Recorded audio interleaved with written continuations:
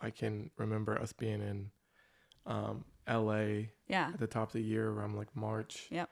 We were at Mosaic Conference, and that night we came back and I was going through my stuff, and at the time it gave me a ton of energy, and I'm just like really excited and whatever, and it led to us having a conversation in the Airbnb just about, you asked me questions about my background and my childhood and my motivation behind the work I do and all this different stuff. And I mean, we probably talked for like 3.5 hours. We were like sitting on chairs like this. Unintentionally.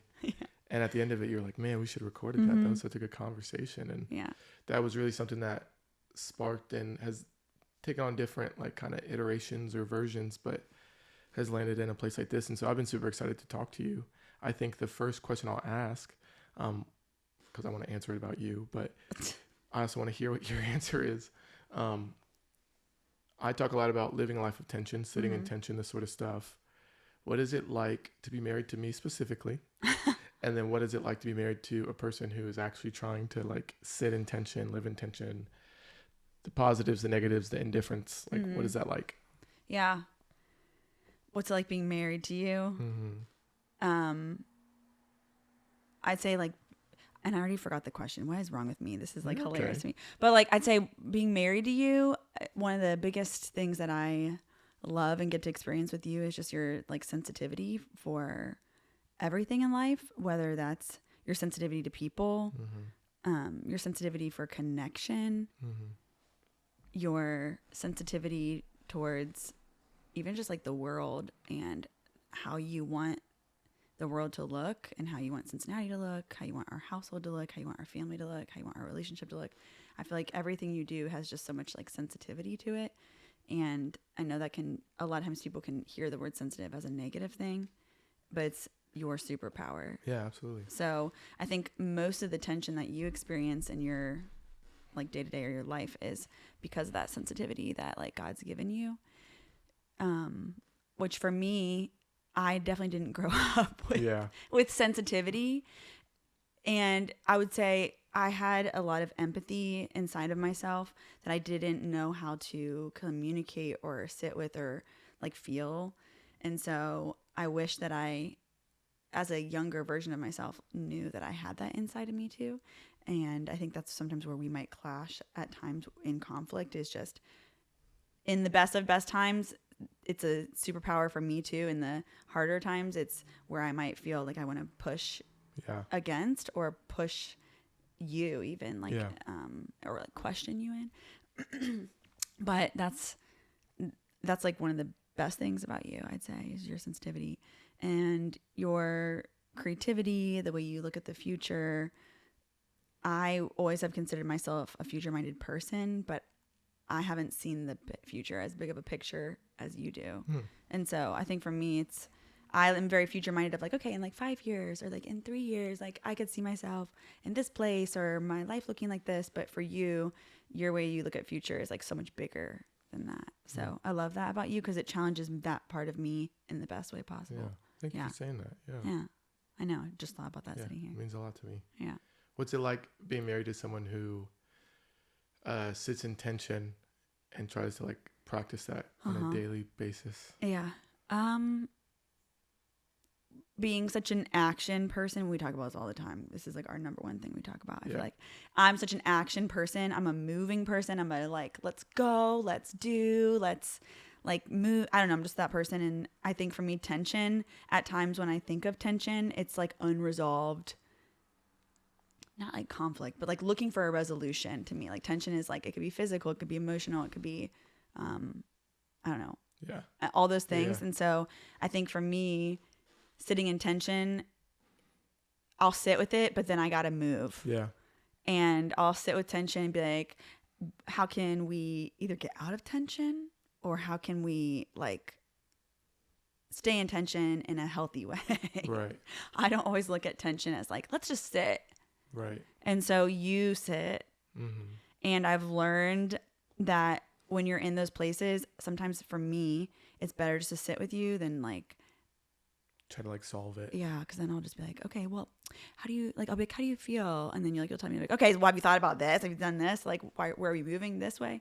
And so I think for me, it's just like a practice to learn to sit with it myself, and also just know we both think about tension differently. Absolutely, yeah. Yeah. Tell us about that. How do you view tension? You talked a little bit about the difference being married to me and stuff, but like, what is the difference? Like, how do you view tension? How has that been informed? Like, how do you deal with it kind of like in your life and stuff? I think tension for me has always been a negative thing. Yeah. So tension's like, okay, we're in tension. Like there's conflict between us, or there's like unresolved something. Like you think this, I think this. And so tension for me has almost always in my life been like a negative thing. Yeah. Or a stressful, anxiety driven thing. Like I'm anxious because I have tension between this person and this person in my life. Mm-hmm. Or I have tension between deciding to go this way or this way with my business. And so to me, it's like so unresolved decisions that tension to me is just something that needs to be resolved. Yeah. Yeah. And so, yeah, I think it also can be good for me in my life as well. Like tension can be healthy. I think even from just like a actual literal physical way, like me getting into personal training and learning like literally physical tension of my body, like I think even helped me learn what tension can be good too. Mm-hmm. Mm-hmm. But yeah, that's kind of what tension means to me. Yeah. What are some, I mean, I think one of the things that bonded us, I know one of the things that bonded us from the beginning. So we have a little bit of an age gap. Yeah. And when you always say now, if you knew how old I was when we met, you wouldn't have been interested. And I would say that's you blocking your own blessing. I know, true. But there was something very specific that made you open, made you go, there's something here. Mm-hmm. And that was the fact that the way you say, I've been through some stuff, right? I've lived some life in my younger years, but still, comparable or maybe even more than someone who is your age, older, or something like that. Yeah. That's something that you value because I know you've been changed, grown, and I wouldn't say defined, but it really has like kind of not defined, but refined, right? Like the big tensions in your life have really refined you to understand kind of what your core values are. You talked about goals, like kind of reshaping, like how does something become a true goal for me and how that's different now than it maybe was 5 years ago or something. What are maybe 2 or 3 tensions that were really big in your life that now inform who you are, and that's sort of like process for you right now? Like tensions I've gone through in my past that have defined me who I am. Yeah. Gosh, I feel like the biggest one is the way I was raised is probably the first one that comes to my mind. Being the oldest of 4 girls and with 2 parents who absolutely are like also action people, helpers, wanting to always like put other people before themselves. Mm-hmm. I grew up so much just putting everybody else above me, if that makes sense. Yeah. So like I would say for me, like I grew up very much thinking, okay, like life is about like almost performing for people. Mm-hmm. Like you act a certain way in front of these people, and you act a certain way in front of these people because you need to give them emotionally or whatever they like want. And so it's not like that's what I was actually taught, but that's what I observed so much in my life. And growing up very much in like more, it was absolutely a Christian household, but a little bit more religion based. Sure. There was a lot of. What does that mean for someone who didn't? Yeah, like so for me, I grew up. My parents met and became believers a little bit later into their marriage, right before having me, and so I grew up like going to the church all the time. And for me, being a Christian was just following Jesus, and religion might be some more of the like, if this, then this, or do this, don't do this. It's more like the rules, I'd say, of for me. Like I grew up very much rule based, and especially like growing up in the 90s, I feel like still in a little bit more traditional household, it was like girls act this way, girls don't talk this way, girls dress this way because we don't want guys to look at us this way, instead of it being like for like myself directly. So I think for me it was just like, okay, well, I'm always performing for other people my whole life, whether that's the way I like look, talk, act in certain groups. Mm-hmm. And so one of the biggest tensions growing up and becoming an adult like really was challenging that performer in me, like the Enneagram 3. Like I truly am an achiever and a performer, like almost my whole life. And I still struggle with that from time to time, making sure that I'm truly being authentic, because there's been times where it's a different version of Sarah in different groups. So I'd say that's like the biggest tension, is just really challenging like my authentic self. Yeah. And making sure that what I say and what I do really meets the values that I've set in my life. And so, yeah, that's been my biggest thing through a lot of therapy, introspection. I think just recognition of like how you're raised too. Yeah, absolutely. And I had so much amazing part of my childhood, and it still shaped me into who I was today. Sure. So that's probably my biggest one. Sunshine coming in. I know. It's bright today. It's a winter day. Yeah. I know. What the heck? But I'd say the second one really probably for me was, well, maybe I can ask. I can have 3. I don't know. Yeah, all the things you're asking. 16 if you want. Yeah. So I went to. I might have to move this a little bit. Sunshine's in my face. Do it. Sorry. Oh, good. The sunshine's in my face. Is that okay? Yeah. Am I moving? Okay. Yeah. You're good. Promise. Me, my whole life, wanting to please my dad, for sure. I ended up going to college. I knew I wanted to go to Miami University ever since I was like literally in like 6th grade. Miami of Ohio. Ohio. Yes. It was a college before Florida was a state. So, there you go.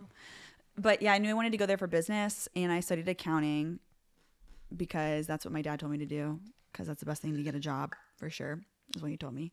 I loved marketing though, and I did love business truly, but I put so much worth in what I did, and so much like of my value was in like which I was in a business fraternity and like getting this role in a business fraternity, and I was the president of the accounting association, and I had an internship every summer, and I made sure that when I graduated college I got more than 3-4 job offers, one of them being in California to work with Apple, and just I did all of that really to like show others like I'm successful and like I can achieve, and like that's like absolutely what drove me.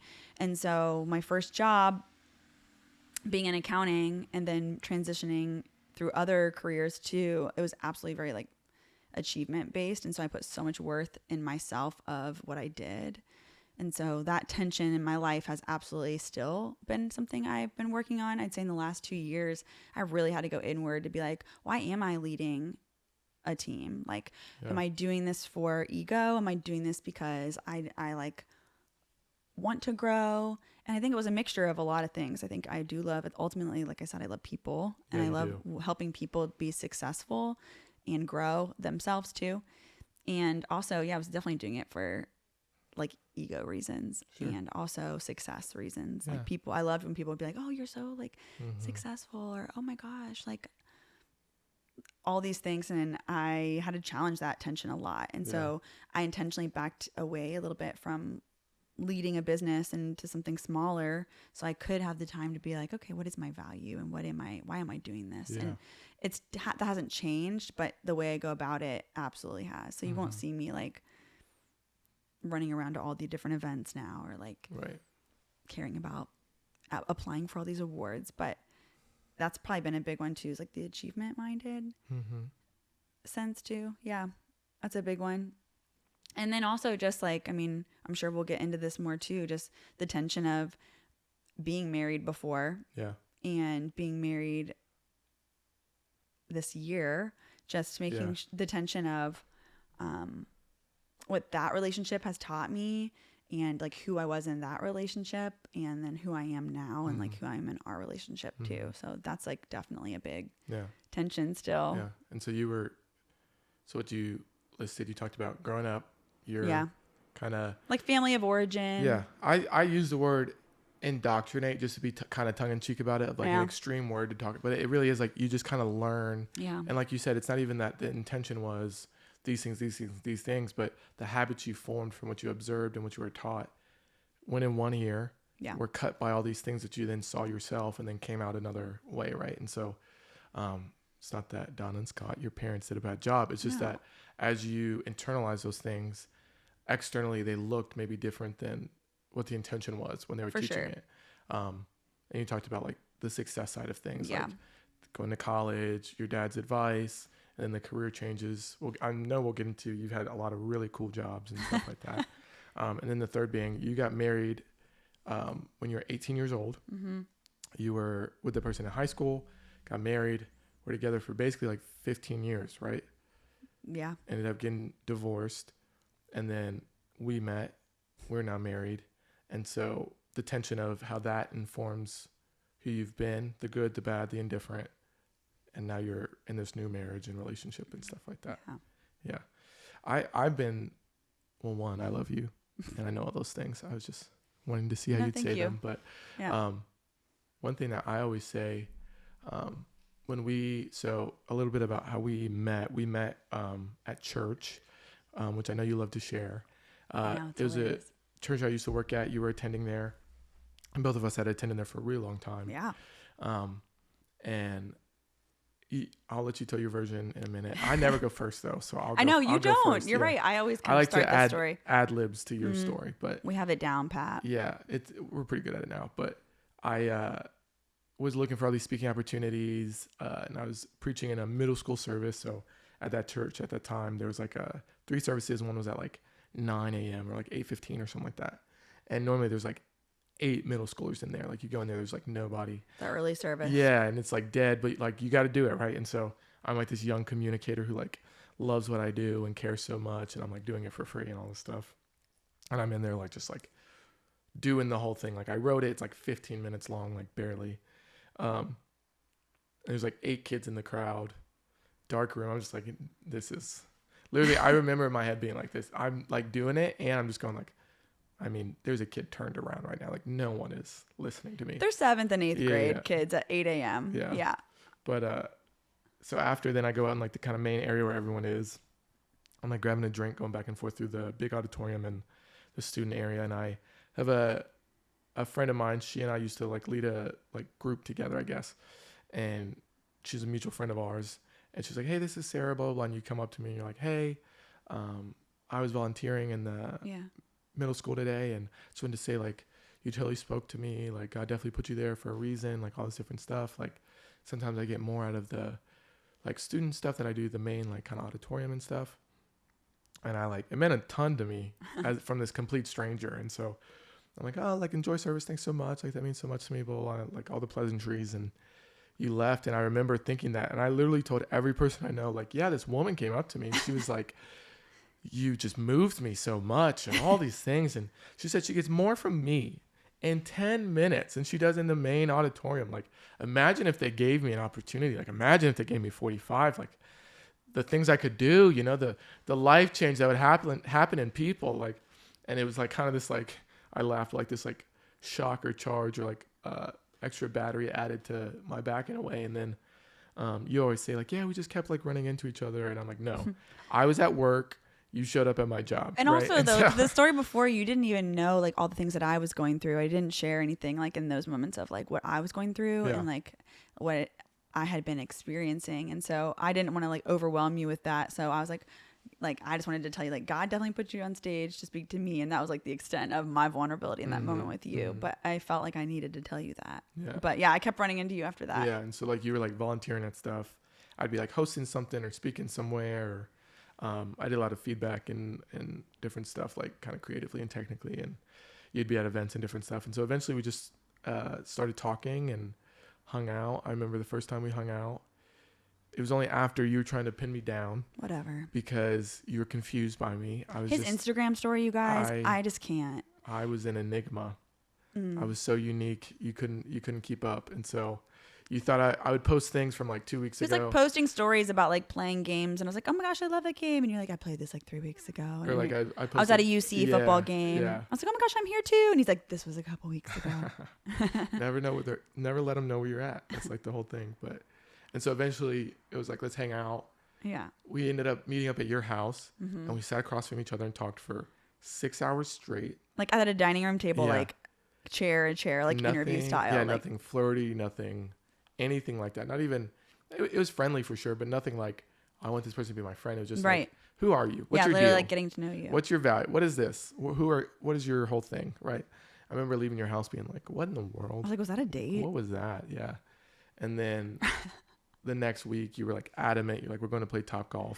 Because I wanted it to be like a proper date. Because I was like, that wasn't like a date. And then I was like, well, let's like hang out one-on-one and more like a date type situation. Yeah, so I was like, this is getting canceled. It's 12 degrees and snowing. And next thing I know, you're like, I'm picking you up. Let's go. It was like February. No, it was like November, December. Sorry. Yeah, November. And it was like snowing, freezing. But Jay loves golf. So I was like, that's kind of cute. Like, Jay loves golf. Yeah. He misses golf. It's cold.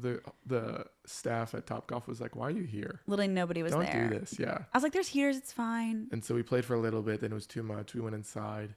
Ended up sitting in your car at Topgolf talking for another 3 hours. Like everybody at Topgolf had left. Yeah, the staff, everything was just sitting there. Where you told me you weren't looking to date. You weren't looking to be with anybody. I was like, I'm not looking to date anybody right now. I'm like, sick. That's awesome. And then I went home and was like, well, that's that. Why don't need to worry about that. And then we just never stopped talking. Yeah. Never stopped talking. And you went on a trip to Spain. Mm-hmm. And I feel like that was really the first time we realized like, oh, I might like this person more than just for sure. They're cute, they're fun to talk to, that sort of thing. You like fly away internationally. I'm like, I'm not going to talk to her for 2 weeks. This like, it's over. It was fun while it lasted. And we talked every day. We texted the whole flight. Yeah, the whole flight.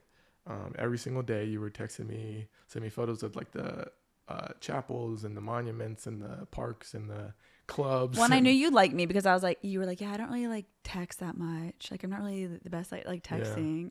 And then he's texting me like the whole time. I'm like, okay, well, he must like me a little bit. I'm all artsy. I'm like, listen, I just like to like talk to people, you know? Like I don't really like text as much. It's funny. And then we're kind of just like glued at the hip. I know, for real. Yeah. But it started so emotionally. Like, I think that's the best thing about our relationship, especially for where we both were in that like stage of life. I mean, we both had come out of like very meaningful, serious relationships. Yeah. And I think we empathized with each other a lot more than anybody else could have at that time because we both had been through something not similar, but, you know, situationally coming out of similar situations. And instead of us being like flirty, cutesy, like it was so much more emotional and deep. And so our connection was based truly in like, who are you? What do you value? Like, what's your like purpose here on earth? And we really centered it around God too. I think that was so important for both of us, like at that time as well. And so it was about God. It was about like our mission and our desires to like serve and love people. And I'm so grateful for that. Because I think that's absolutely what I needed at that time. And so I couldn't have asked for a better. We still don't know when we actually started dating. Yeah, we don't. There's no day. We don't have like a day. Yeah. Nothing to celebrate with that. There was even a distinct time where we always say we went backwards, right? So we're got to really know each other, emotionally like invested in like knowing the other person, like really caring for them. Like even to the degree, like, I mean, our relationship really wasn't like physical for a long time in terms of like, we just literally talked like the entire time. And then we were like, we gotta have fun. We gotta go like do things. We started like a date night. We literally did every activity to the point now it's like hard to schedule a date night because we're like in Cincinnati. We did it. Like we've done everything. Do we want to do this again? Do we want to go here again? Like that sort of thing. But Jay would have go-karted every week. Absolutely, for a certain week. I mean, I love Formula One. I feel like the past year it's been like hard to keep up with it just because of all the life stuff. But Formula One taught me how to drive a car. And it benefits me sometimes. And I beat him, so just saying. That's not true, but like, it's fine. Yeah. Thank you, Dad, because it was all the G's. It was all the G forces that were slowing me down. I also think I had a faster car, but nevertheless. Yeah. No, it is true. We ended up having like a lot of fun, and so I'm grateful for the way our relationship evolved, honestly. Yeah. Yeah. For sure. We got married so we were dating for a year and 8 months? Yeah, so over a year and a half. Yeah. And then we got married. What do you say to people who go, wow, that's fast? I think in my world, we are a little age difference. Mm-hmm. So I feel like, honestly, in my world, it's not that fast. Mm-hmm. I think if you are a person who has been, like you said, has been through some things and has been through especially some relationship trauma, is that the best way to say it? Yeah, sure. Some relationship experiences that I've been like, no, this is absolutely like what I desire in a relationship, what I won't settle for in a relationship. to me, also the values that we had aligned so well. Yeah. I made this man do a values like exercise with me on just, our like third date. Like 2.5 years later, we just did it again. We just did it again. To re-up. Yeah. Thank you, therapy. But no, we literally like sat down and did a values exercise because for me, I was like, okay, one of the reasons why I said I didn't want to date was because I was so. I hadn't dated anybody since I was like literally like 17. Yeah, like what in the world? And so for me, I didn't really know how to date, let's be real, but I was so intentional with the way that we were going to date. So, and you were too. And I'd say like I was like, okay, here are the values I desire. Are they aligned with you? Where are we emotionally in life? Where do we see ourselves in the future? Like to me, it wasn't like I was checking a box or anything, but it's so important. It still is today. It's so important for me to know like who I am and my worth, and also to know that you can see that as well, and also that I know who you know who you are and your worth, and you like I can see that in you. So I think the reason why it might have been like quote unquote fast is just because we knew our worth, we knew our values, we knew what we like desired in life. And so for us, it's like those were in alignment. And sure, like we went through a whole like season together, and I mean, we were going to go through it anyways. So Jay wanted to get married like in a year. So I was like, let's plan something. Yeah. But if it was up to you, you would have been married. Yeah, we got engaged in December. I was like, sweet. So February sounds good. It was a negotiating tactic. Yeah. Was it really? No. Because if you said yes, I'm like, great, awesome. And I knew if I didn't come out with something insanely aggressive, you'd be like, sweet, let's do like September next year. Let's do like still not long. 10 months from now. I'm like, no, we're not doing that. Yeah. Yeah. But no, I'd say like for me, what I would say to other people to answer your question is just that I mean, I would just say like our values were so in alignment and like are in alignment. And when you go through something like divorce too, and you heal from it and you grow from it and you go inward, you really know for yourself where you could have been a better like spouse and where like maybe some of the gaps were in even that relationship too. And so for me, it's like, I knew you were the person I've been looking for my whole life. And some of the things that I compromised in my prior relationship, I didn't want to compromise again. And so looking at you and just seeing who you are as a person and as a leader, and like putting God in the center of your life and pushing us towards just like growth and betterness and God's first, us second, like that's to me like so important in somebody. So yeah. I mean, I do feel like God is kind of intentional in the way that he like grew our relationship and stuff. Cause I mean, we would start going through some hard stuff pretty quickly. Right. So, if you're comfortable with it, can we talk about that? Sure. Yeah. So, we've been dating roughly 3.5 something months. And in our world, our context, I'm on the church staff. You're a volunteer there, all this different stuff. We start dating, we end up having sex before we get married, which is a big no-no in like the Christian world, especially being someone who talks from a stage, appears outwardly, front-facingly. So then I told them that like the next day, like, hey, just so you know, this happened. And that threw us immediately, not just into the spotlight, but into just a kind of whirlwind of emotion and frustration and confusion even, right? And you know, for me, it affected not just our personal relationship, but then my job, my like trajectory as a like up and coming leader and communicator and all this stuff, right? Like I was transitioning kind of out of that spot, removed from all that stuff, and became a janitor for 8 months basically. He's dramatic. But not completely. Pretty accurate. And you were then like, you had to stop volunteering at the time. Yeah. Because of, again, like the example that sets for like kids and how it affects the people that you support and different stuff. The same for me. And well, just the agreement that I made as a volunteer. Yeah. Yeah. And it challenged us a ton.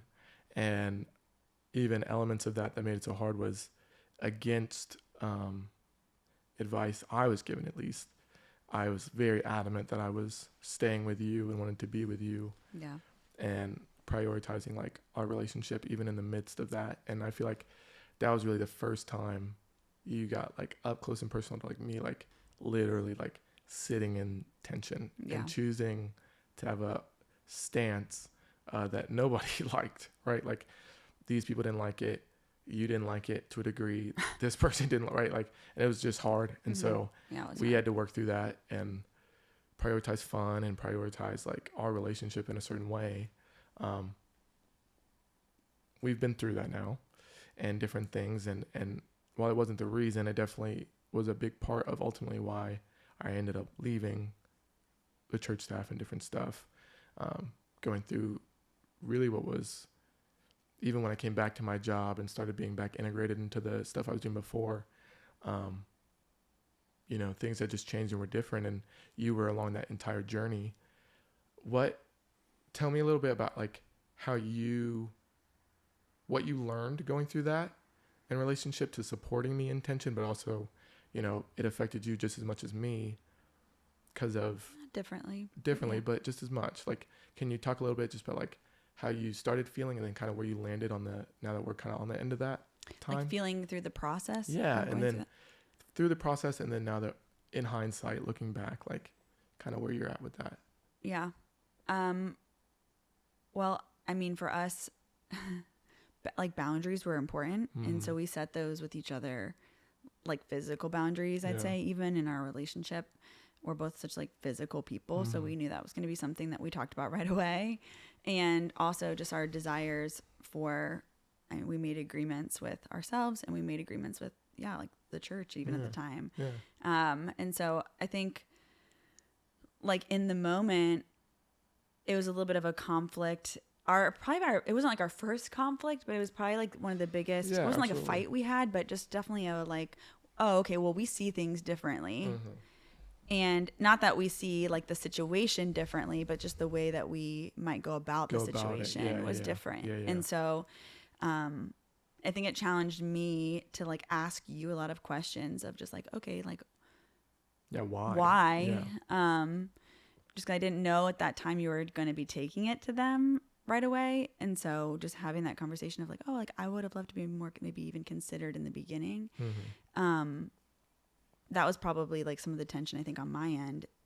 But again, it just reminded me of like your like willingness to grow and like the honor that you have. And so you did it from the right reason. So I wasn't like mad at you. Right. I think for me, it was just like, okay, this is like a learning experience. Yeah. So I think for me, I'm a fighter and I'm a like justice person, and I'm like maybe not fair, because I don't know if fair is the right word for me, but I think in the moment, like I was frustrated by the way the situation was handled on your end, like to you. Yeah. Are you okay? Yeah. Okay. So like, I'd say like I think for me, I was like frustrated by the way the situation was handled. And so I was like, I want to go in there. Like, I want people to know who you are. Like, that's not your character. Like, you're this person. Like, why can't they see you this way? And so I think for me, it frustrated me and put me into tension, because that's, again, like what I do sometimes in my unhealth is like care for others, when I should just be like, okay, they got it under control. Like, you got this. But for me, I think the tension was just how you were treated, just knowing who you are. And like, also me knowing like your anointing and knowing like your future, like in your desires of your heart. It just didn't feel like that was like being considered. Yeah. And also just seeing you in such a healthy place, in a place of like when we met, success, but not just like success, but like he was like touching the hearts and like just I mean, I was impacting a lot of people at the time. Yeah.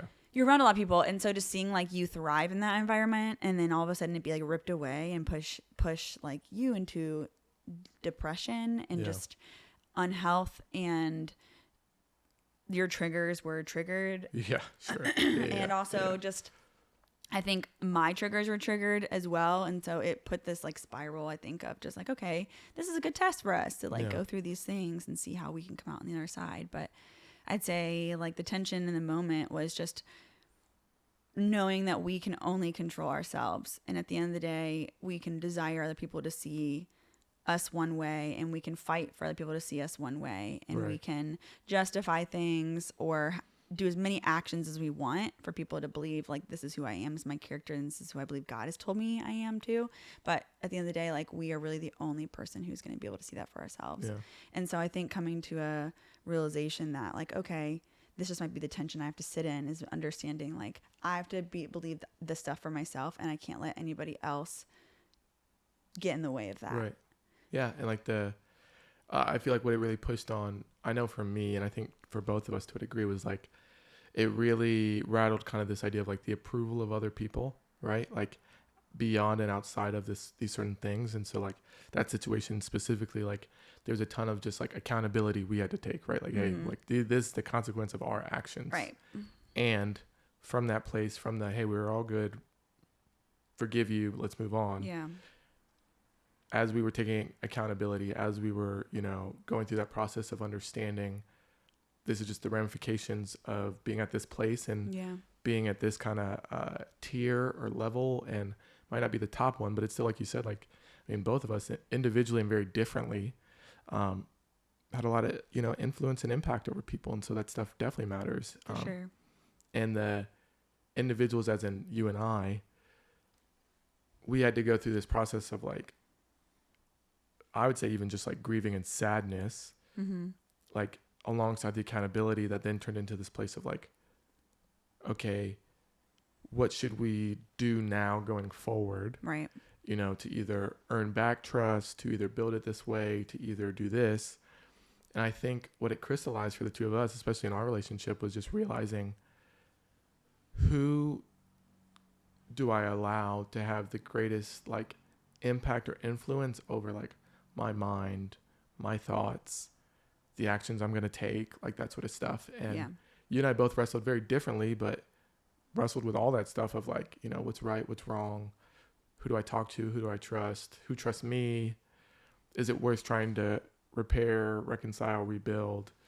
And it was hard. It was difficult for sure. Yeah, and like, how do I also, feel safe too? Because I think sometimes these situations, and I don't want to make it all about like us, because like you said, we had to own up to the decision we made, and also believe that we are forgiven and that we aren't, this doesn't like change who we are as believers or as people, or as like our vision and mission hasn't changed in life. Like, I think we can still absolutely impact people the same way. Yeah. We have just a little different story because of this.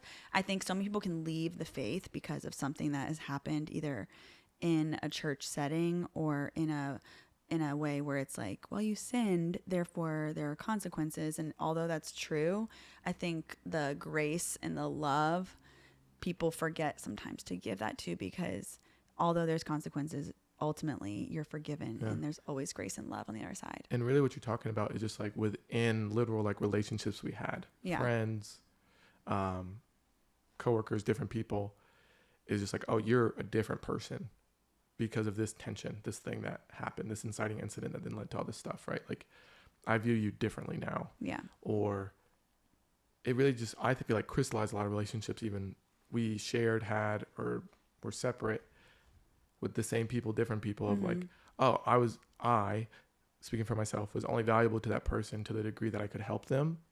And when stuff hit the fan for me, it was just more of a like, oh, I can't, this is a distraction or too much for me, and move on. And I think the seat I sat in was very much like, if I hurt someone or I did something to impact someone negatively and you need space and it affects your mental health and all that stuff, absolutely. Like, please take that space, take that gap, take that whatever. And, as a friend, as a person who I've given access to in my life, you gave access to in your life, and some of the struggles we've gone through individually, the inception of our relationship, that sort of stuff. Yeah.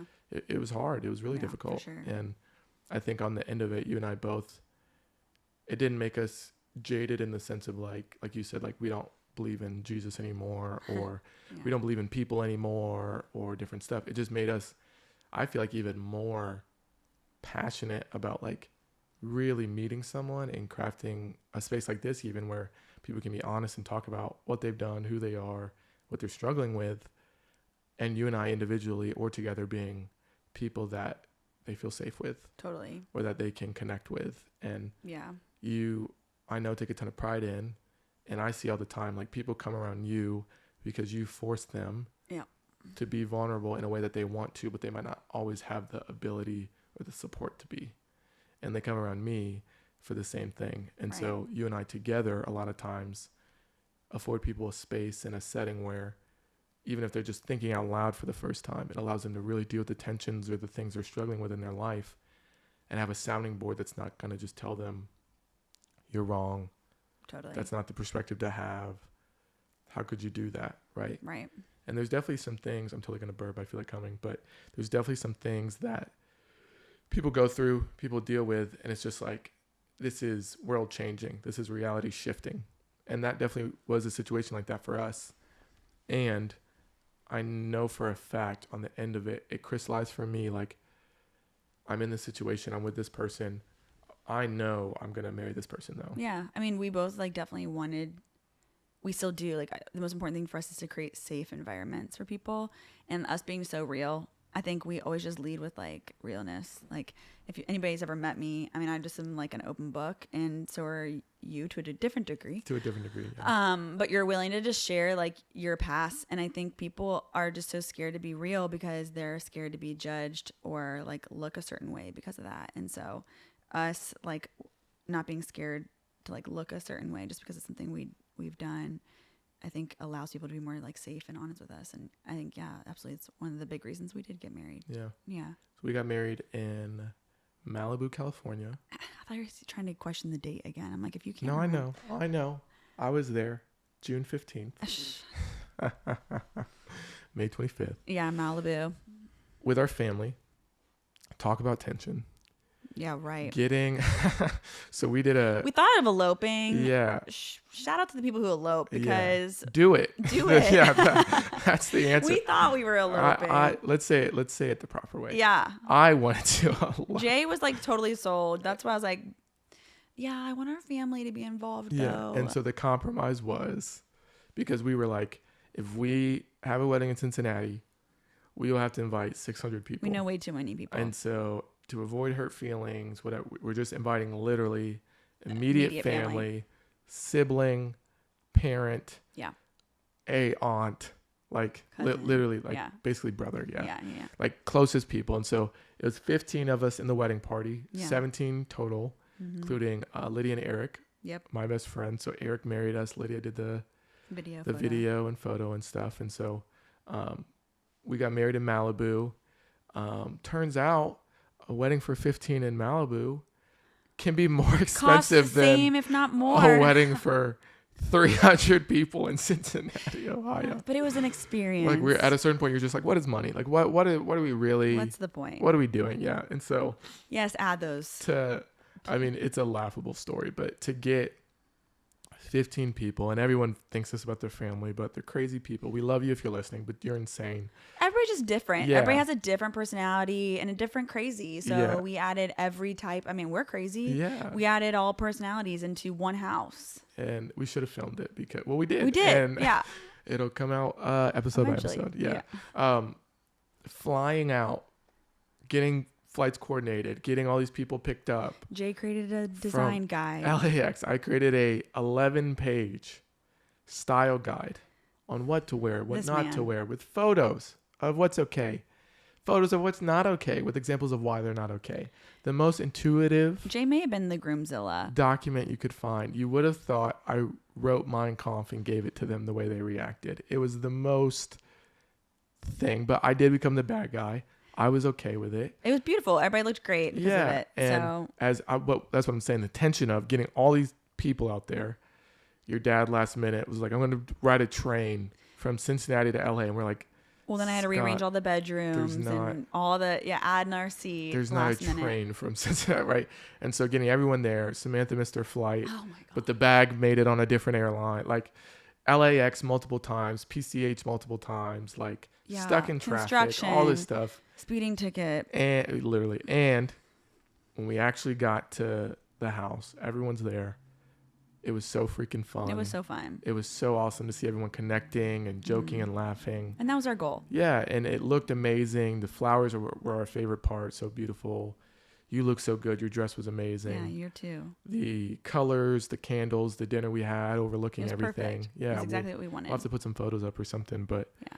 The dinner we had, it literally went like 3-4 hours into the night. Like it was like exactly what a wedding should be, though. Yeah, like it was like so intimate and so around like us and family and God and like us affirming our family and then having every single person stand up and affirm us. Like we didn't expect that. We literally was like, we hope 2 people can talk. And it was just so beautiful and like exactly what a wedding should be. And it was such a core memory. Yeah. I literally was saying that core memory. Yeah.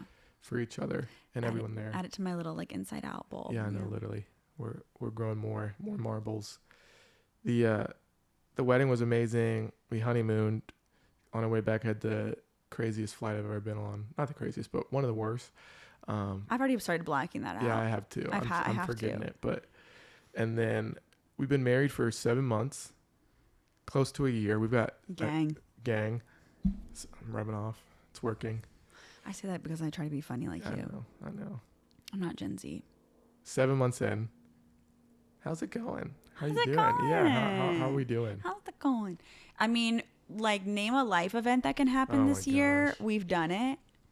Jay and I were like, okay, after we're married, we're like hoping to like take some time, like rest and like not spend money, not have a lot of limbo. Like we've been in such a place of like back and forth and in between, like indecision.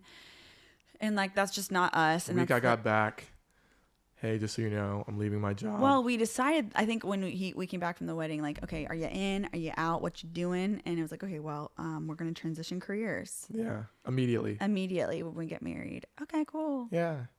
We like living together, adapting to like what life is like. Like we're in Jay's, room right now. We jokingly call this Jay's room because it's his golf room. But like I'd say just learning what like living together is like.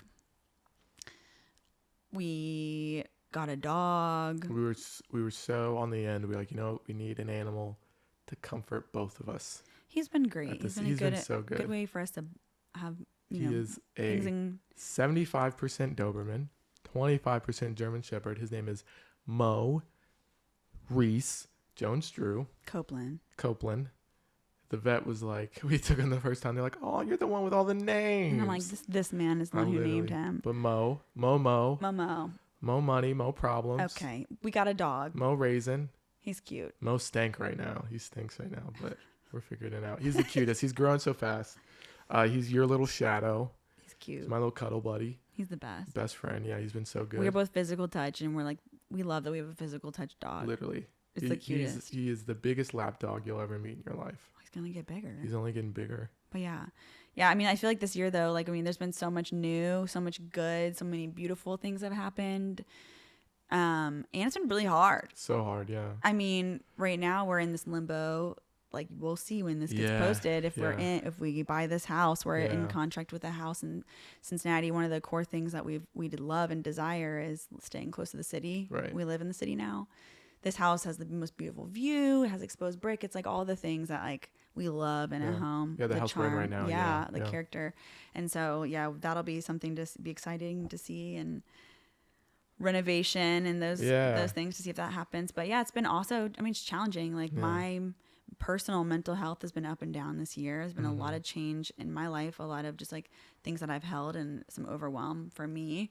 And just like I think anybody who gets married, it's just a transition into like, it's not about me anymore. It's about us. Yeah. And so, some of the challenges that we've had, thank goodness for couples therapy. Literally. We've been doing it for 2 years. Yeah. Shout out to Brittany. Brittany's the best. Yeah. And also the individual work though that we've been doing too, not just the couples therapy, like the individual therapy, I think to me is more important even than the couples. Yeah. Because we've been growing and just recognizing that like we trigger each other. Yeah, we do. Yeah. We despite our greatest intention. Yeah. And the deep, deep love we have for one another, we are two planes passing in the night a lot of times. And we communicate on different frequencies. And so we have to put a lot of effort and work into individually knowing and recognizing that we are not saying, most of the time at least, a different thing. Yeah. We're saying the same thing differently. Yeah. And so literally the biggest tension in our relationship is always, ironically, communication. And the frustration of that, the difficulty of that. And it's something we'll always have to manage and we'll always have to like work through and sit in, but it's hard. And so I always tell people, like, being married, like, I feel like everyone gives bad marriage advice when you're like single. They're like, oh, it's so this, it's so that, whatever. And I always tell people, it's like, yeah, like, marriage is like the best thing in the world. And it totally is work. It is hard, but like it's literally like doing something you love. Like, I love this person. I want to be with them. So yeah, it's hard, but like it's worth it at the end of the day. And there's no person that has ever made me laugh as hard as you. And I don't know that there's a calendar year in my life that I've cried this much. Honestly, like, you've cried a lot. Genuinely just been like, why would you say that? Like the whole thing. And similar to you, like, I mean, I've had to do a lot of individual work, right? Like, I've gone through ups and downs with depression. You were really the main person who kind of got me in this place now of, you know, understanding my ADHD in a way where I can understand it better.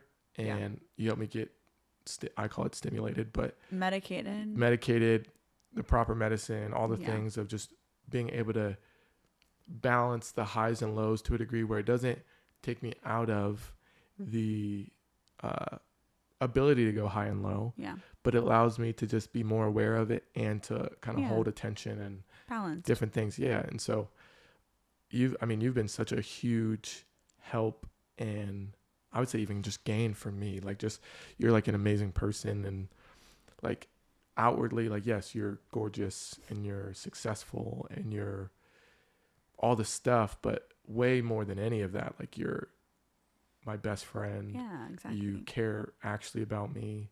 You listen to me. You are willing, even when it's hard, to go into it with me. And even though it's even harder, admit you're wrong sometimes and try to change and try to adapt. And I've seen so much growth in you this year. I know it's been hard, and we've gone through different waves and seasons where you're supporting me way more and then I'm supporting you way more, and vice versa. And I think, I don't even know if we've been asking questions for the last like 20 or 30 minutes, but I guess a question for you would be, as we go into the new year, it's December, Christmassy time right now, and this will come out close to that. For someone, whether they're single or married, like, talk about the value of doing the personal and individual work, and how that, before even the relational stuff, is really what matters. Yeah. I mean, growth is absolutely such a value for both of us. Yeah. I think the number one thing is that has to be a value for you. Like, if you don't value growth, if you don't value wanting to be the best version of yourself, or if you can't really like see beyond where you are now, it's going to be tough for, like, I think anybody to really like actually go on that like path of growth. But I'd say for me, the question is about like personal growth. Sorry, I'm like, like, long, like for I'm ADHD, like, okay. Shorten it for, I'm like, so for an individual, married or not, what is the value of doing the individual work aside from whether you need to do couple work or you're single and whatever? Like, what is the value of doing individual work on your mind, your heart, all, like you talked about, all the tensions that you have kind of just in your life naturally? I mean, the value for doing personal work is, if you aren't going to be a healthy version of you, you can't show up healthy for anybody else around you. And so we use the analogy a lot of like wounding. And I think that for me, I'm such a visual person, that the thought of like wounding is the best way for me to almost look at growth. Like, we've all been wounded by something in our life. And sometimes it's been like a deep freaking cut that needed stitches, or it was a bruise and that just quickly healed. And so for me, I'm like, personal growth is those deep wounds, the wounds that were like cut open. They heal over time, but they also can be poked and reopened. And so to me, like, the personal growth is the healing of covering that wound. And when it's poked, it doesn't open to the extent maybe that it would if it was like not cared for in the first place. And so I think the value of personal growth is just, gosh, if you can't go inward and like see your own worth, it's going to be really hard to like believe in other people or like be filled by other people too. I mean, I'm definitely in a season for me where I have to fill myself. Yeah. Because if I'm not filling myself, I can't pour that cup into other people. And so if my cup is empty and I'm not really growing much myself, how am I supposed to like pour into other people? Yeah. And so to me, it's so important to know the wounding, like some of the like people, you throw the words of trauma or triggers, like what hard times have you been through that have shaped your core fears in life? And that they just keep coming up. Yeah, that keep coming up. Like what really is going to be something that's going to always probably be part of your like core fear, and not to stay in that fear, but move it forward. Yeah, that's good. Because healing isn't just like staying in your past and even in your present, it's moving forward. Right. And so being like, yeah, I went through this, but that doesn't shape me or define me and who I am. This does over here on the other side. And so like for me, you know me, I'm nostalgic. I go back a lot. Yeah, absolutely. And so it's easy for me to like compare things in my past or like go past like, oh, I went through this experience. And like one of the things I went through in the last 2 years was being like, I just want to be like myself again, or I just want to be like who I am again, but also recognizing I'm not that person anymore. Yeah. So I actually don't want to be that person again. Like I don't want to be who I used to be. There's parts of me that I love that always be core to who I am, but I also don't really want to be like myself again. I want to be the better version of myself. And so I've just seen the fruit of that. Yeah. I've seen how much that like I know myself now better because of that. And I can show up better for you because my desire to like grow in my own life bleeds into the fact that I want to grow our life together. And so when I see you maybe in a more unhealthy moment, I'm like, I see you though, and I know you're trying to go here. So like let's feel this now and remember this is like where you're going. And so I mean, gosh, I'm a work in freaking progress. But I have, my biggest thing right now is just believing. I know my worth, absolutely. And I got to like jump over to this other side of not staying here. Yeah. You do. I mean, the wounding stuff, one is something that resonated with you. I think to that point, right? Because it's ongoing, right? Like a healing process is taking place like over time, right? For sure. And we've talked a lot about just like, it's a wound until it's a scar. Yeah. And a scar is a great story.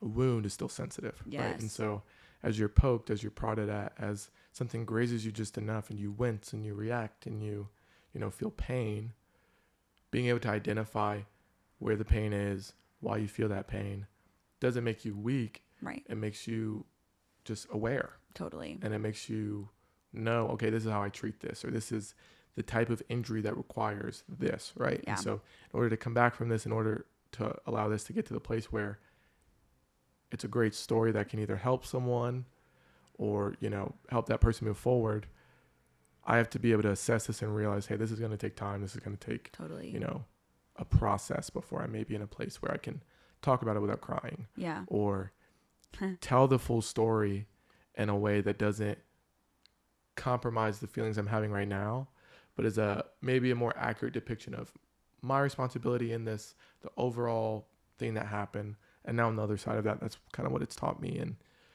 for you and I want to get into this before we stop, because we have last minute shopping to do. I know. And we've been talking for a while. We have to do a part 2 because we didn't get to any of the, I want to talk about like your jobs. I want to talk about what you do now. You're lucky because you live with me and we can do this anytime. Yeah, we're going to totally do like part 2, 3, 4, 5, and 6, that sort of stuff. But what I wanted to get into was, you and me, we are big vision people, like you talked about vision and this picture of the future and this sort of stuff. And we're in this weird house limbo that I know we'll talk about either way at a certain point. We, like you said, have done so many life big things in the first 6 months really of marriage. And we've grown a ton. We've gained a ton, lost a ton.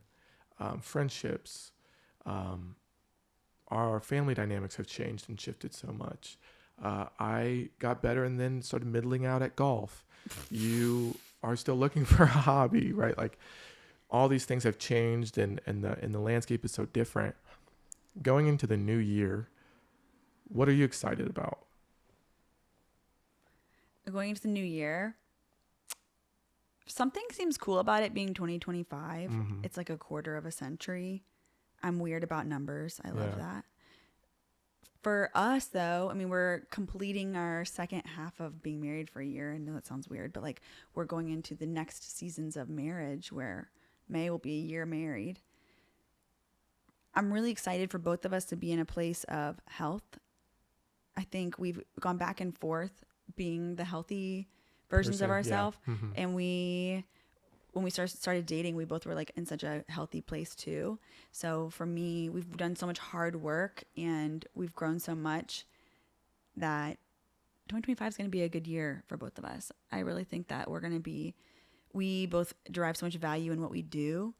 Not again for like the ego parts of it, but just like we love what we do. And so I think this next year is going to be really fun to see the growth of your businesses and what real estate looks like and growing team again. And for me, it's the constant getting better with communication for us.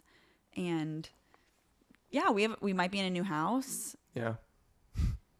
Finding more goals together is exciting. We love traveling. Going to the new year for me really this year is it's all about like health. Yeah. And not just like mental and emotional health, but like physical health and spiritual health and relational health. We both value relationships so much, and investing in the relationships that fill us, the ones that we feel safe in, has been so great for us. I can't wait for that to continue in the new year. Yeah. Well, we're about to wrap up. I'm going to pose one question. I want us both to answer it. Okay. Oh, okay. You're asking it. I'll go first. Mm-hmm. You go second. So, Jairus, what is one thing? I'm asking myself a question actively. I can ask it to you. Okay, I'll say it, then you say it. That's more fun. That's more fun. Ask me, what is one thing about you that I've learned to appreciate in our marriage so far? So ask me. Hey, Jairus. Yeah. What's one thing, just one, mm-hmm. that you've learned to appreciate about me and our marriage? I do have a list. The thing I'll highlight in this moment that I've learned about you that I maybe either didn't know or I've learned to appreciate right now is you are someone. I feel like I noticed this only negatively, honestly, until recently in our relationship. But you are relentless. Like you've heard me say that in negative ways, but I think it's a positive too. In that I always say like you could find like dirt in a snowstorm. Like you could sell like ice to an Eskimo, right? Like there's any situation you're put in, you call it like, oh, I always fight, always whatever. It's like you don't quit. No. And while some people view it as like Sarah's feisty and Sarah's this and she's type A and she doesn't take no and she's intimidating, all this stuff, the heart of it all is that you care so deeply for people and you care so deeply for, in a lot of cases, me, that you're unwavering and unwilling to settle for less. And it's like interesting. You and I are so different, so similar in such different ways. Mm-hmm. You know, we value a ton creating safe spaces, and we value a ton people realizing and seeing just how good they can be, how great they can be, their potential, right? And I do it from this place of like, look at what could be. Mm-hmm. Your favorite phrase to be is like, oh, I'm going to challenge you a little bit on that, right? Like, and I'm going to push you. And that challenge in you is unrelenting, not in a forceful way, but in a very caring and considerate way.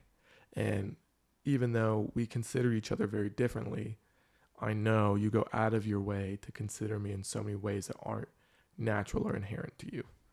And so I've grown to really appreciate that. I am trying on a daily basis to be better at recognizing that and saying thank you. Thanks. Yeah. All right, you ask the question. Your turn. Okay. Turn. What is one thing that you have grown or learned to appreciate about me this far in our marriage? Yeah. I mean, there's so many things. The one thing I would say I appreciate so much about you in our marriage is,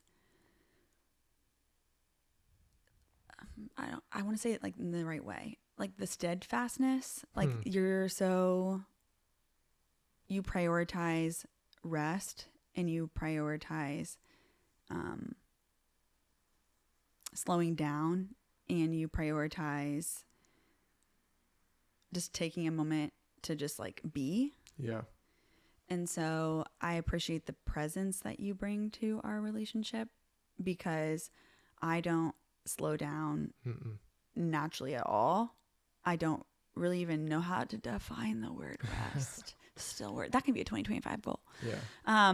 Next episode. For me, rest is like just being home after a long day and I'm still doing or being. And so I just have valued so much the, like, honestly, like the steadfastness that you bring to our relationship, because it's absolutely necessary and it's something that I don't naturally like have a leaning towards. And so I watch it in you and I admire that part of like who you are and how important it is, and like valuable to like your soul, and also how important it is to like hear clearly. Yeah. And so if I don't slow down and rest and just like be, I'm not going to be able to hear clearly from myself. I'm not going to be able to hear clearly from like God. I'm not going to hear clearly from you or anybody around me. It's just going to be chaos. And so I always joke to people that I live in organized chaos in my brain always, which to a degree is true. And it doesn't have to be that. Right. And so that's really important, especially in this world we live in the holiday season, this day and age, my job. It's just, I don't take time to rest. So I appreciate that in you a lot. Thank you. Yeah. Yeah. It's because both of our values are not what we do, but they're who we are. And who you are is what matters to me more than anything you ever do or are going to do in your life. Yeah. I love you. Love you. Thanks so much. Ladies and gentlemen, this has been just the first appearance of many more. Yeah. With one Sarah Aubrey Copeland. It is official. It is legal. Yeah. Been legal. I love you. Love you. Ladies and gentlemen, this has been In Need of Attention. See you next time.